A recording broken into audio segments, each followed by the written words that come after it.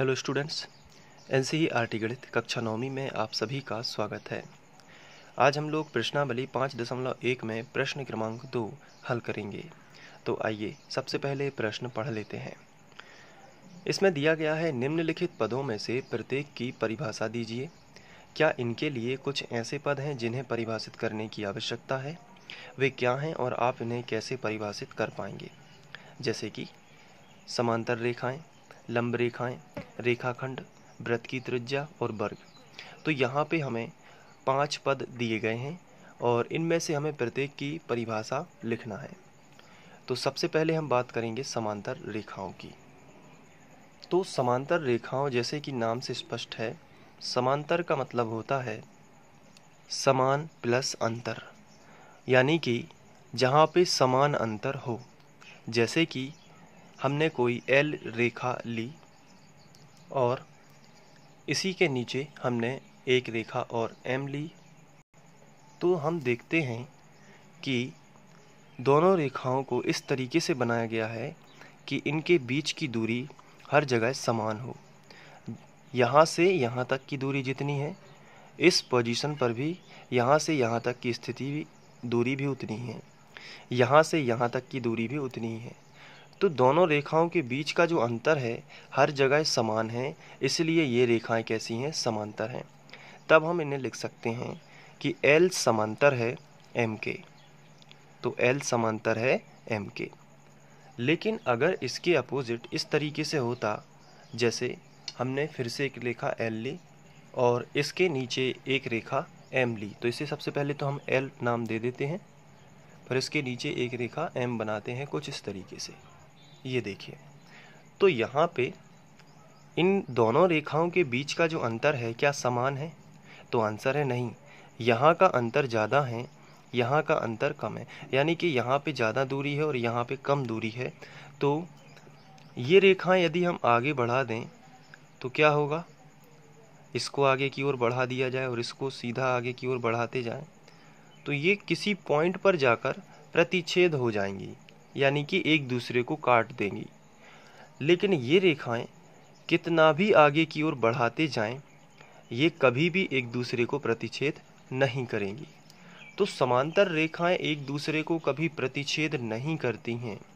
समांतर रेखाएं कभी भी एक दूसरे को प्रतिच्छेद नहीं करती हैं। ये कैसी रेखा हैं? असमांतर। इस पोजीशन में हम मैथमेटिक्स की भाषा में लिख सकते हैं कि L समांतर है M के। जो L रेखा है वो M के समांतर है। ये जो चिन्ह आपको दिख रहा है ये समांतर का चिन्ह है। जबकि इस कंडीशन में हम क्या लिख सकते हैं? L समांतर नहीं है M के। तो ये हो जाएंगी समांतर रेखाएं। तो अब इनकी डेफिनेशन क्या है, इसको देख लेते हैं। समांतर रेखाएं दो या दो से अधिक वे सीधी रेखाएं जिनके बीच की दूरियां समान हों, समांतर रेखाएं कहलाती हैं। तो जिनके बीच की दूरियां कैसी हों? समान हो। अब ये दो हो सकती हैं या दो से अधिक भी हो सकती हैं। कहने का मतलब ये है, जैसे हमने यहाँ पर दो रेखाएं बनाई तो हम एक रेखा और खींच सकते हैं, तो ये भी समांतर होगी। हम एक रेखा और खींच सकते हैं तो ये भी समांतर होगी। हम एक रेखा और खींच सकते हैं, तो ये सभी रेखाएं एक दूसरे के कैसे हैं? समांतर हैं। तो ये समांतर, जैसे आपने देखा होगा विंडो जो होती है, खिड़की जो होती है, उसमें इस तरीके की जाली लगी रहती है जिसमें खड़ी लाइंस और आड़ी लाइंस भी हो सकती हैं। तो खड़ी लाइंस एक दूसरे के समांतर होती हैं और आड़ी लाइंस भी एक दूसरे की समांतर होती हैं। तो उसे हम क्या कहेंगे? समांतर रेखाएं। आपने बोर्ड देखा होगा, वाइट बोर्ड या ग्रीन बोर्ड, तो उसमें क्या होता है कि जो इस तरीके से आकृति बनी रहती है बोर्ड की, तो ये वाली एल्यूमिनियम की फ्रेम इस वाले एल्यूमिनियम की फ्रेम के समांतर होती है और ऊपर वाली जो एल्यूमिनियम की फ्रेम है वो नीचे वाले एल्यूमिनियम की फ्रेम के समांतर होती है। यानी ये दोनों रेखाएं आपस में समांतर होती हैं और ये दोनों रेखाएं भी आपस में समांतर होती हैं। तो इसलिए अब समांतर रेखाओं की जो डेफिनेशन है इसमें इसलिए लिखा गया है दो या दो से अधिक वे सीधी रेखाएं जिनके बीच की दूरियां समान हो, समांतर रेखाएं कहलाती हैं। इसके बाद हम बात करेंगे लंब रेखाओं की। उसके पहले मैं बता दूं कि समांतर रेखाओं को पैरेलल लाइन भी बोलते हैं। क्या बोलते हैं? Parallel line. अब हम बात करेंगे लंब रेखाओं की। तो लंब रेखाएं ऐसी दो सीधी रेखाएं होती हैं जो एक दूसरे पर समकोण बनाती हैं। जैसे ये देखिए, यहाँ पर एक लाइन ये है और दूसरी लाइन ये है, और दोनों एक दूसरे पर इस तरीके से हैं कि ये समकोण यानी कि 90 अंश का कोण बनाती हैं। तो इसे हम लंब रेखा कहते हैं। तो आइए डेफिनेशन देख लेते हैं। ऐसी दो सीधी रेखाएं जो एक दूसरे के परस्पर समकोण बनाती हैं लंब रेखाएं कहलाती हैं। ये देखिए, एक दूसरे पर परस्पर समकोण बना रही हैं। जैसे एक रेखा L है और दूसरी रेखा M है, तो ये परस्पर क्या बना रही हैं? एक समकोण, यानी कि यहाँ पे 90 डिग्री का कोण बना रही हैं। तो ये लंब रेखा कहलाती हैं। इसके बाद हम बात करेंगे रेखाखंड की। तो रेखाखंड क्या है? रेखाखंड रेखा का वह भाग है जिसके दोनों सिरे निश्चित होते हैं। जैसे ये पूरी की पूरी एक रेखा है। रेखा का मतलब क्या होता है? जैसे अगर हम इसे रफ में समझें तो रेखा कैसी होती है? एक सीधी लाइन जिसमें दोनों तरफ ये तीर के चिन्ह लगे हों, तो इसे हम क्या बोलते हैं? रेखा।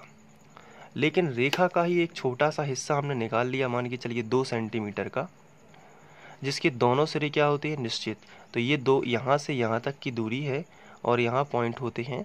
तो ये रेखा का ही एक खंड होता है जिसके दोनों सिरे निश्चित होते हैं। अब इन्हें आगे नहीं बढ़ाया जा सकता क्योंकि ये निश्चित हो चुका है 2 सेंटीमीटर या 1 सेंटीमीटर। तो उसी रेखा का एक छोटा सा टुकड़ा रेखाखंड कहलाता है। तो देखिए यहाँ पे लिखा है रेखाखंड रेखा का वह भाग होता है जिसके दोनों सिरे क्या होते हैं? निश्चित। अभी रेखा बस है, यदि रेखा बस है, इसके दोनों सिरे कैसे होंगे? इसके दोनों सिरे अनिश्चित होंगे। यानी तीर का चिन्ह क्या बताता है कि इनके दोनों सिरे कैसे हैं? अनिश्चित हैं। जबकि उसका छोटा सा एक टुकड़ा हमने निकाल लिया, तो वो रेखा का ही खंड है। वो हो सकता है 1 सेंटीमीटर का हो सकता है 2 सेंटीमीटर का हो। अगर ये 2 सेंटीमीटर का है तो इसको हम आगे एक्सटेंड नहीं कर सकते क्योंकि 2 का 2 ही रहेगा, इसलिए रेखाखंड रेखा का ही एक हिस्सा है। तो ये हो गया यहाँ पे रेखाखंड। अब हम बात करेंगे वृत्त की त्रिज्या की। तो वृत्त की त्रिज्या क्या है? वृत्त, किसी वृत्त के केंद्र से उसकी परिधि तक की दूरी वृत्त की त्रिज्या कहलाती है। ये पूरा वृत्त है आपके सामने, ये वृत्त का केंद्र है, और ये जो आपको लाइन दिख रही है ये है क्या है? वृत्त की परिधि। क्या है ये? परिधि। तो वृत्त के केंद्र से परिधि तक की जो दूरी है, और दूरी जितनी ये लाइन है यहाँ से लेकर यहाँ तक, यही क्या है? यही त्रिज्या है। तो सीधी सी चित्र देखकर आप इसे याद कर सकते हैं कि वृत्त के केंद्र से परिधि तक की दूरी वृत्त की त्रिज्या कहलाती है।